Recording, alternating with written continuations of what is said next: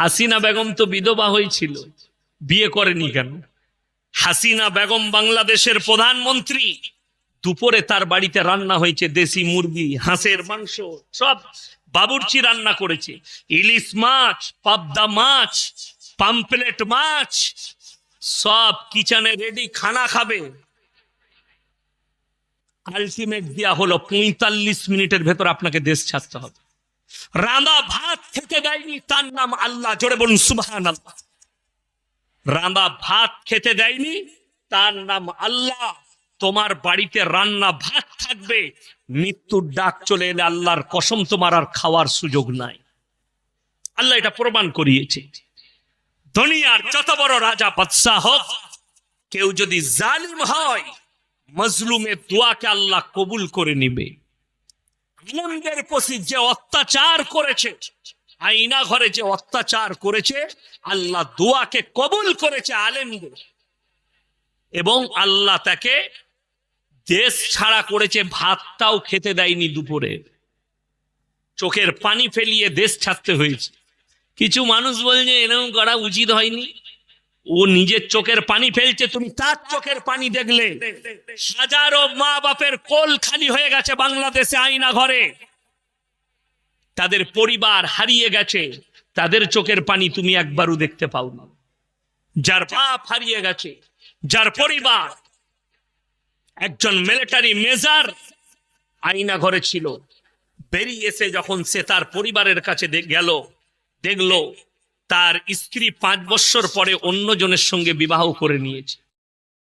ফ্যামিলিটা তাছনাছ হয়ে গেছে। আমার তো দুঃখ হয়, হাসিনা বেগম তো বিধবা হয়েছিল, বিয়ে করেনি কেন? এর নিয়তটা কি ছিল আমি জানি না।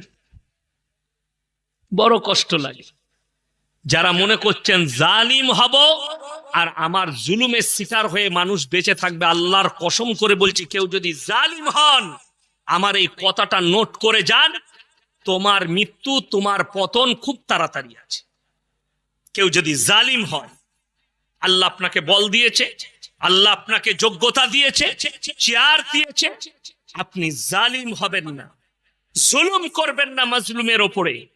আল্লাহর কাছে কাঁদবেন, আল্লাহ তুমি আমাকে যে পদ দিয়েছো, এই পদের আমি যেন সৎ ব্যবহার করতে পারি, এই পদের যেন আমি হক আদায় করতে পারি, এই দোয়া করবেন।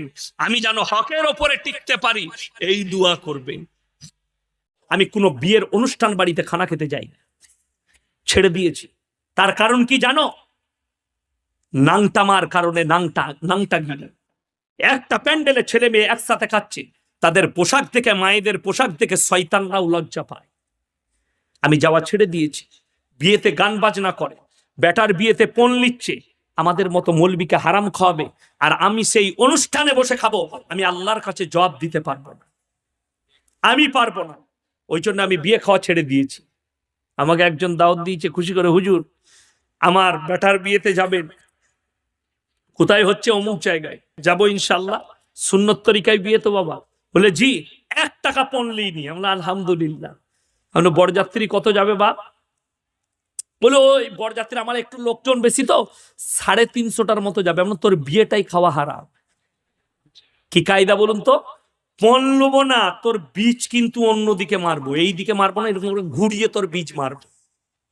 এমন 350টা লোক নিয়ে যাবি, অত এমনি 5 লাখ খরচ হবে। কথাটা বুঝতে পারেননি আমার? যদি দিয়ে বলছে হুজুর কটা নিয়ে যেতে হবে, আমি বললাম 7 থেকে 10টা লোক সুন্নত তরিকা 7 জন নিয়ে যাবে। 7 জন।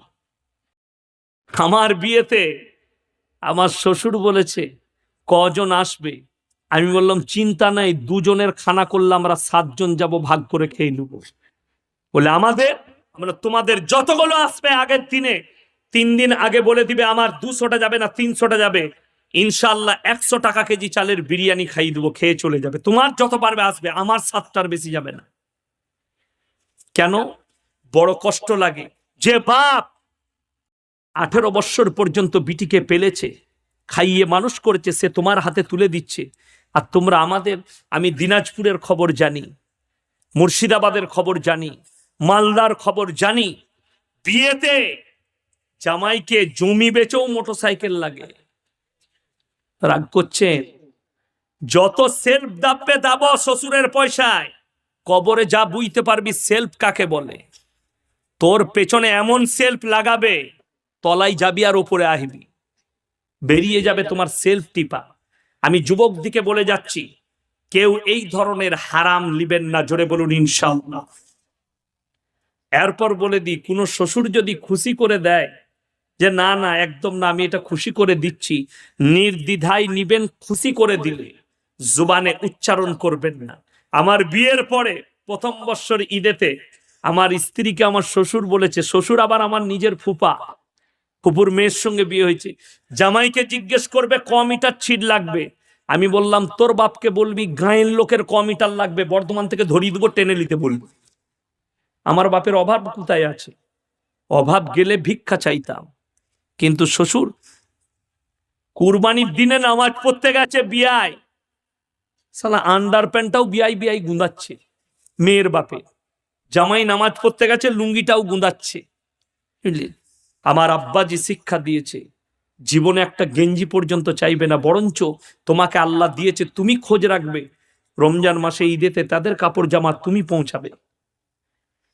বড় এত সুন্দর করে আল্লাহ তাআলা সৃষ্টি করছে, সে আল্লাহ তাআলা কত বড়, তার সৃষ্টি কত বড়, যে মানুষের চেহারাই বাদ দেন, এই যে এই আঙ্গুল যে আছে, আঙ্গুলের এটা ফিঙ্গার, যে ফিঙ্গার সিন টিপ সই, এই টিপ সইয়ের লগে কেউ টিপ সইয়ের মিল আছে? আজ পর্যন্ত বিজ্ঞানে কি এটা বাইর করবার পাইছে যে সব মানুষের আঙ্গুলের রেখ সমান, টিপ সই সমান, সিগনেচার সমান? এটা কেউ কইবার হয়েছে এখন পর্যন্ত? ভিন্ন নাই, কইবার হয়তো না, কারণ আল্লাহ তাআলা সব কিছু আলাদা আলাদা সৃষ্টি করছে। বিজ্ঞান গবেষণা করে বের করছে যে মানুষকে আল্লাহ তাআলা খালাকাল ইনসান, মানুষকে আল্লাহ তাআলা সুন্দরভাবে কিভাবে সৃষ্টি করেছে বন্ধুগণ। এই যে আমাদের শরীরের মাধ্যমে বিজ্ঞান প্রকাশ করেছে, একটা মানুষের শরীরের মাধ্যমে ৯৭৬৮ ধরনের চামড়া থাকে বন্ধুগণ। আমরা শুধু দেখি শরীরের চামড়া, শরীরের চামড়া, এই চামড়াগুলো আল্লাহ তাআলা সারা শরীরের মাধ্যমে মাথা থেকে পা পর্যন্ত আল্লাহ তাআলা একজন মানুষের শরীরের মাধ্যমে ৯৭৬৮ প্রকারের চামড়া দিয়া মানুষকে ঢাইকা রাখছে, সুবহানাল্লাহ। তবে একটা চামড়ার সাথে আরেকটা চামড়ার মিল নাই। এই চেহারার চামড়ার সাথে হাতের চামড়ার কোনো মিল নাই, মাথার চামড়ার সাথে জিহ্বার চামড়ার কোনো মিল নাই বন্ধুগণ, নাকের চামড়ার সাথে ঠোঁটের চামড়ার কোনো মিল নাই, পেটের চামড়ার সাথে পিঠের চামড়ার কোনো মিল নাই। ভিন্ন ভিন্ন চামড়া দিয়ে আল্লাহ তাআলা বানাইছে। বিজ্ঞানীরা গবেষণা করেছে যে আহারে, এই যে মানুষের গর্দানের মাধ্যমে যাতে মানুষে প্যারালাইজ না হয়ে যায়। অনেক মানুষ ওই গর্দানের মাধ্যমে যখন প্যারালাইজ হয়, মানুষের চলাফেরা অসুবিধা হয়, ভালোভাবে শুইতে পারে না, মাথা লড়াইতে পারে না, খাইতে পারে না। এই গর্দানটার মাধ্যমে, ঘাড়ের মাধ্যমে যাতে প্যারালাইজ বেমার না হয়, এটার ঔষধ কি হিসাবে বের করা যায়, তারা গবেষণা করা শুরু করে এলো। বড় বড় বিজ্ঞান ইতিহাসের মাধ্যমে লেখা 13 জন বিজ্ঞান বন্ধুগণ, তারা 13 জন বিজ্ঞান বৈজ্ঞানিক মিলে 3 বছর গবেষণা করেছে। দেখে কোনো চামড়ার সাথে কোনো চামড়াই মিল নাই।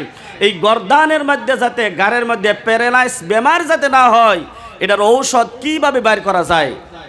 অবশেষে তারা গবেষণা করে 13 জনে মিলে বের করেছে এই ঘাড়ের চামড়ার সাথে এই হাতের উল্টা পৃষ্ঠের চামড়ার একটু মিল আছে বন্ধুগণ। ওরা গবেষণা করে বের করেছে, কোনো মানুষে যদি এই হাতের উল্টা পৃষ্ঠার চামড়া দিয়া চামড়াটা ভিজায়া ঘাড়ের মাধ্যমে যদি লাগায়া দেয়, দিনের মাধ্যমে 5-6 বার যদি লাগায়, তাহলে ওই মানুষটার গর্দানের মাধ্যমে কোনো দিন প্যারালাইজ বেমার হবে না। এই বস্তুটা তারা বাইর করছে। আল্লাহর সৃষ্টি নিয়ে যারা যারা গবেষণা করছে, এখনো পর্যন্ত একটা মানুষও কাফেরে নাই, সব মুসলমান হয়ে গেছে গা।